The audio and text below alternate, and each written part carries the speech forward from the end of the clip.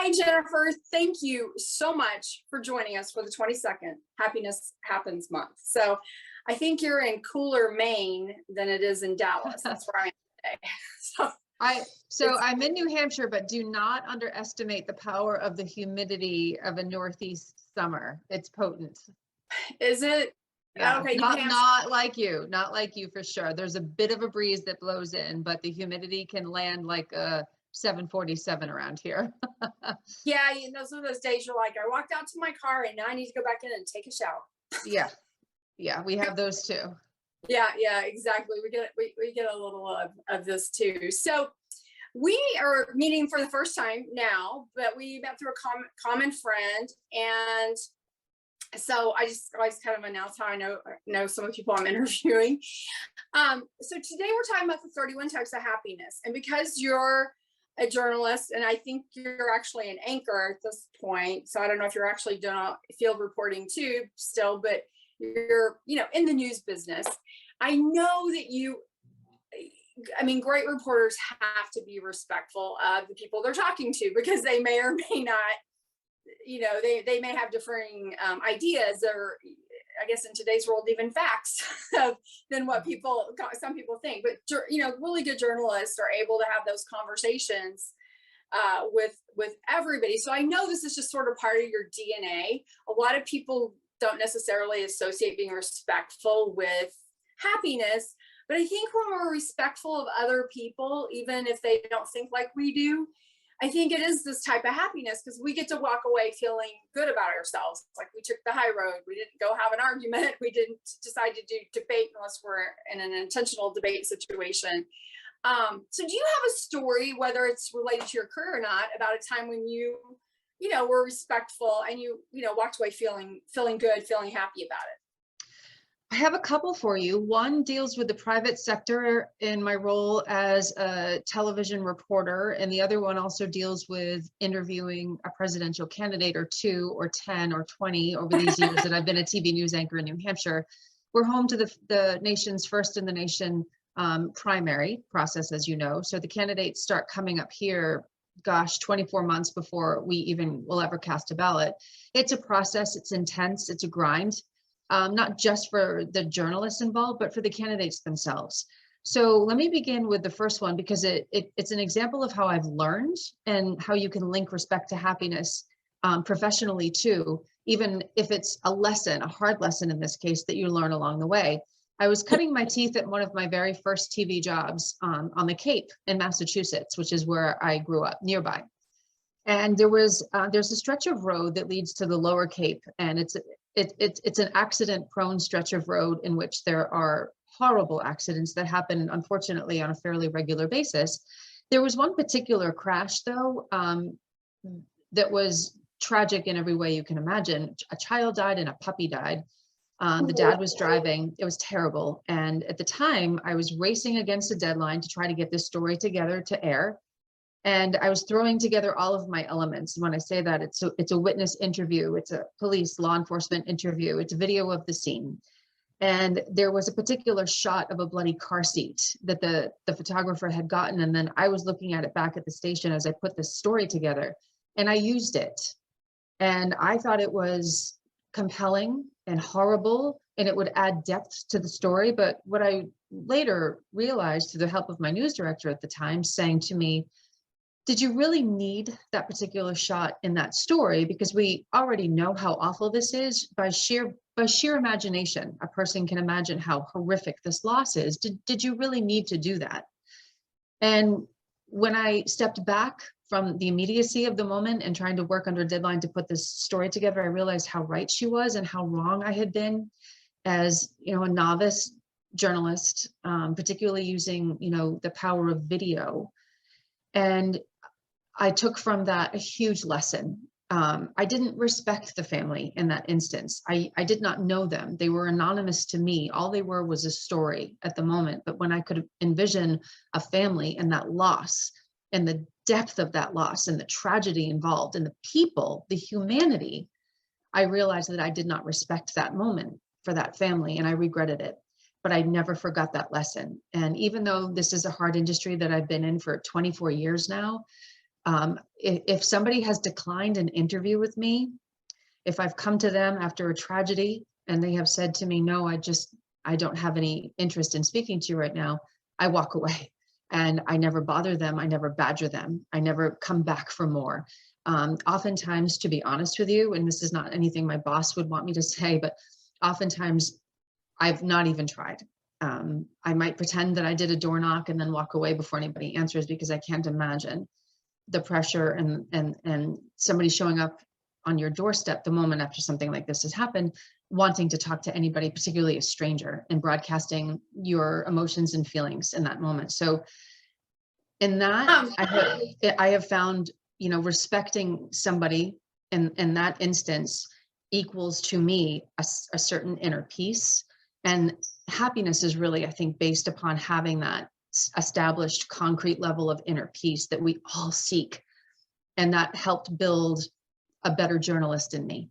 Can I ask, I have a question. So do you think, so you've been doing this for 24 years, and I agree. I'm sometimes like, I'll see people in the news with a microphone and I'm like, oh, I can't imagine you talking. Like, I get why people send out the family, like, we're representing the family. I'm here to answer questions for the family. Like, I totally get.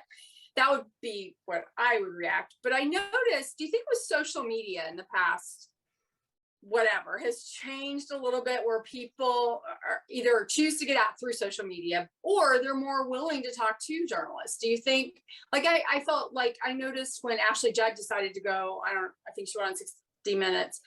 I don't think they wanted to go on, but they knew if they didn't go on, somebody else was going to be telling their story. So they chose to go on. And I think social media has added to that. But do you think that that's also made it easier? No, I hate to say easier, but where families are more willing to talk to you? I think willing is the operative word. Yes and no. And I'll also throw this back. Social media has created this third line of access to the growing public who's interested in you, in your story, in your moment. That third line being not traditional news, not traditional radio, but yet access to the masses via a social media channel. And that is something that almost bypasses news as we've always known it to be. And that has a certain power in and of itself. But yet a person's ability to control their release is also another huge example of the changing landscape that social media has brought to news and to our existence, our shared experiences, because you don't need me any longer at 6 o'clock on a weeknight bringing you all the news. You can check whatever social media source you choose, and you can find almost the exact same thing, oftentimes verbatim or even more in depth, because it might be the subject matter himself, herself releasing on their own terms what they want people to see. And also social media has given people the ability, and our phones have given people the ability to become reporters in their own right. So they can be out at a scene. Oftentimes they can be the first person at the scene. If they happen to have a phone, they can get the exact same stuff, images, video, sometimes even talking to somebody that we would be able to get with our professional equipment, rolling up on a scene after we've heard about it. So it's different, but it's becoming the same, and it's becoming even more accessible to the average person if they want a particular channel of information that hasn't been, it's not through, the lens of a news organization. And right. Oftentimes what I hear from people sometimes too, especially the younger generations who have grown up accessing technology in a way that, we aren't always used to, and we've had to grow into it, but they've been brought up through it. They've grown up through this whole experience. So sometimes even our younger generation viewers might prefer their information download from a social media app rather than from a news station. Yeah, that's true too. So you also didn't say, I just wanted to ask that because I was curious, but yeah. You said you had another story about being respectful and happiness. Yes. So we'd look at that. Yes. So how I've always conducted myself when the presidential candidates come to New Hampshire and I have the opportunity to interview them, oftentimes it's one-on-one, sometimes it's before a live audience, whatever the case may be. I always discuss with them ahead of time what I'm interested in talking about. And because I respect being blunt with somebody, I try not to, I don't pull any gotchas or, come around out of left field and throw something, salacious at somebody. There are moments in a politician's career and life in which the reporter or journalist has no choice but to do that. But I've always conducted myself in their presence and as the person interviewing them with that kind of respect for them, for the office that they hold, and particularly for the office that they are seeking. Now, voters and viewers have the right to understand and know as much as we can glean from a candidate, because, especially nowadays too, they're not, they're multidimensional people now, as people expect them to be. Voters expect as much information about who they're choosing than they ever have. So if a journalist has access to that, then yes, I agree. You go as deep as you can. But I always try to let them know ahead of time, listen, this came up and we're going to need to discuss this. That came up and I'm going to want to talk about that too. So it's not just, if they had their way, it would be, every softball question that you can possibly throw at them, or things that they're used to answering and addressing. But, I do have a level of respect with people that I interview and the viewers that count on me to take all of their concerns as a voter and a viewer and bring them out through me. So but I tell them ahead of time, this is what we're going to talk about. This is what I would like to get to. They can answer any way they want, and the viewer can interpret that any way they want. But I have the responsibility of being respectful ahead of time to let them know that, hey, I'm not coming at you with some gotcha stuff. I'm not going to throw anything that you shouldn't be prepared for, but yet I'm going to tell you what we're going to talk about. So that's how I've tried to conduct myself with, the high profile politicians who come through. But I would do that with anybody that I wanted to get a story from or a story about, because that level of respect too is important to me as a professional. And then we get back down to, when you respect somebody else, you respect yourself. And that respect in yourself builds that foundation of peace, and when you live in peace with yourself and what you've done in the world, then that naturally lends towards happiness, which is what we're all really trying to get to in the bottom line anyway. Well, and I was going to say, I think being respectful isn't about not asking hard questions or just pretending things don't happen. It's the way you ask that hard question. It's if we don't ask, because I'm taking it to a person's personal life, being respectful of your friends, your family members, you're going to ask them hard questions at some point. Otherwise, you have a super superficial relationship. And so but I do think, like you said, when you can be respectful, you're also respecting yourself. And I think a lot of times, especially in social media chatter, we've gotten where we'll go type something to somebody we would never say to their face. We'll go type something and you're like, I read comments on certain things that I'm like, really, like, really, you went there? Why? Like, because there was no point. You were like with your first story. Sometimes we're saying things that there's just absolutely no point to. And the question is, sort of, why would you want to say that? So it's a very, like I said, I think respectful is, like I said, one of those types of happiness that's, again, we don't instantly think, oh, if I'm respectful, I'll be happy. But I promise, if you're respectful, and I like you summarized it better than I've ever thought of it. When you're respectful to somebody else, you're being respectful to yourself, and it gives you that inner peace, which is also a type of happiness. So. You're so right in that how you conduct yourself, at least how I conduct myself, it lives with me. So if there's an instance in which I feel like I crossed a line, or I pushed too hard, or I wasn't applying the respect that you indicate here is so important, then that lives with me. And I take that away and I remember that person, but not in the manner that I should have. I remember that interaction more in the failure of my responsibility rather than that person. And I don't want that dynamic to shift, and that if there's a fault to be had, it would be mine. I never want that to be the case for me, because then that impacts the foundation of peace, which then impacts something that lingers and tampers with your ability to achieve happiness. It's being mindful. It's being mindful of how you conduct yourself. It's being mindful of the relationships and the encounters that you come across in your life and in your career. Sure, we can all have opinions, and sure, we can talk on a personal level with someone that we care about, or someone that's experiencing something that we have a very strong opinion about. And we can do that respectfully if it means showing someone you care and you love and you're hoping to help and change.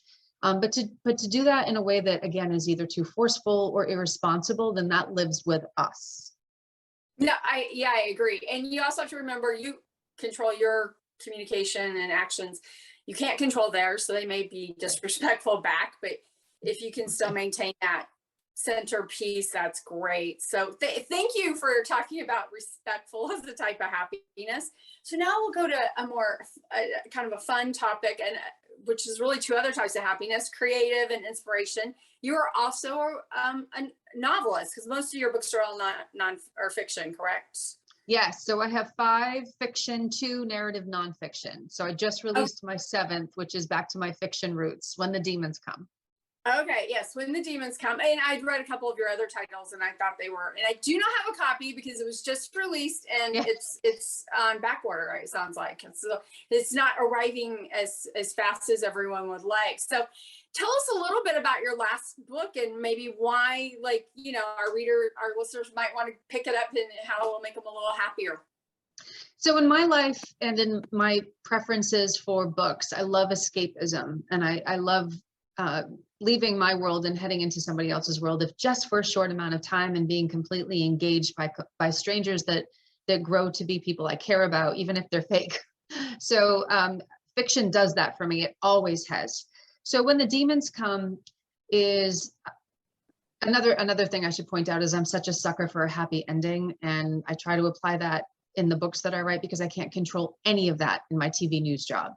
So When the Demons Come starts, you meet a young woman who's stuck in a really bad relationship, but that power dynamic is shifted, and she has no power and no leverage. And that's a common thread. And women can either stay in that situation, or they can devise a plan to leave. So Lila Chandler is her name, and she had to devise a quick escape route when she found out that she was having triplets. So here she is thinking, I can get away from this beloved doctor in Boston, because everyone's expecting a woman with 1 baby to be on the lookout for, but I'm going to be a woman with 3. And she also has Native American roots. So she travels back to the reservation that her mother, she was adopted, that her biological mother was likely giving birth at or from, and they embrace her, because that's a tradition among the Native Americans that I also found so endearing and lovely, is that they would embrace even wayward members, possible members of their tribe, and bring them in, as they did for her. And they secured her safety in the birth of her triplets. And then she reinvents her whole world. She flees, heads to a paradise island in Florida, and she's a baker. So she opens up a cupcake shop. She's raising her kids. She's private. She's fake. She's living this life of real love, but full of lies. And she's happy, and she's settled, and she's a community treasure. And then a man sweeps through, and she doesn't know whether to trust him or whether she should be wary of him, because she's wary of everybody. She's still protecting this enormous secret that could uproot her and her kids. So we go through a bit of a whirlwind romance. And then the whole plot of When the Demons Come is that they are always out there. And that's true in real life too. You can never quite escape the demons. Sometimes you have to be stealthy, and you have to be secretive, and you must lie, and you must protect. And that's where our character finds herself towards the end, as this comes to resolution, that she's still in fight mode, but she's still protective, and she still leads with love. It's funny, it's emotional, it's a journey that brings us through time and different relationships. And again, I am a sucker for a happy ending. So when my readers invest their time and their money, let's be honest, in a book, I like to send them away feeling fairly good about where things have been left. And then another book that just came out is another example of, the difference between fiction and nonfiction. This is a narrative nonfiction made in Hollywood. This was an Amazon top 10 hot new release when it came out in January. And through Made in Hollywood, I told the story of an A-list child actor back in the 50s and 60s, working alongside, mingling with the biggest and brightest stars of their time. For one example, a woman that he considered like a big sister was Marilyn Monroe. And he worked on the biggest TV shows, the biggest movies, including Peyton Place. He was the little boy in Peyton Place, the scandalous book and then movie of the 1950s. And for the first time, he told his story, and he told it to me. And through that, we made in Hollywood.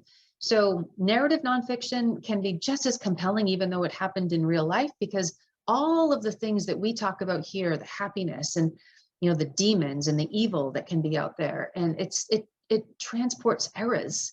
It never goes away. So egos and fame and, you know, destruction and all of the things that saturated life back in the 50s, 60s, 70s are the same as they are now. Isn't that funny? And the irony of, you know, us kind of spinning in circles in our lives, even though it was done and mostly unsuccessfully right before our eyes, you know, decades ago, we still do the same things. So I love both. I would say if my heart belongs anywhere, it probably is with fiction, because I can control the ending and I can dole out justice as I see fit. Because in my news job, I can't touch it. I was going to say, we call them happiness zappers in my book, Practical Happiness, the things that zap our happiness. So, but they probably was very similar in the caveman days, you know, they probably, because they're usually connected a lot to human nature or mother nature, or, you know, there's usually some other, you know, element that's there. So we have to always work to change it. So I like the fact that you have happy endings. So I'll have to maybe show that to my book club. I'm not actually active in it right now, but yeah, I may have to post it in the group. So thank you. Okay, so our final question, because my book, Practical Happiness, one of the the first principle is actually happiness is personal. And I think we live in this world where we have a lot of groupthink, we have a lot of competitive happiness. And so people sort of get stuck in these two places.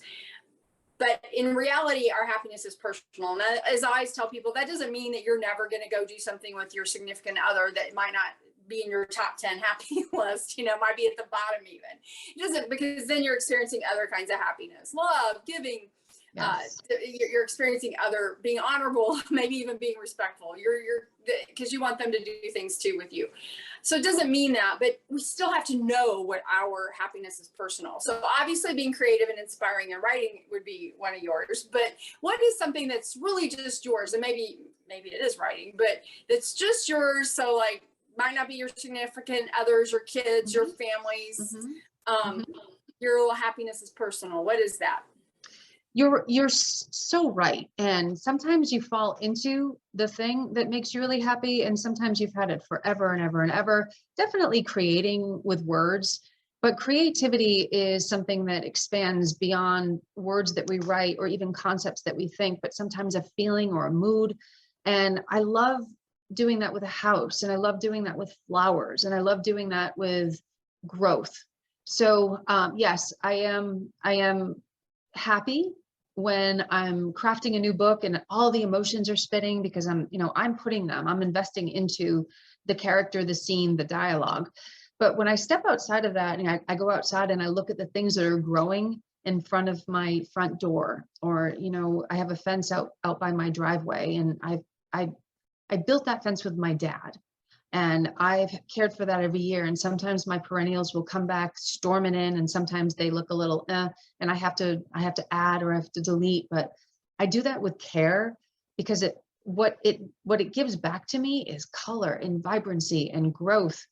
And that might sound silly to somebody else who has a whole different set of ideals for what makes them so happy. But when I come in and I drive past my house and I come home at night, I have tried to craft the vibrancy and the creativity and the color and the depth and everything that surrounds me.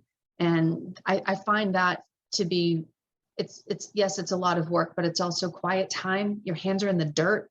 You know, you're touching the very life force where all of these things originate, where we technically originate, and it sort of returns you back into that, to have an appreciation for that.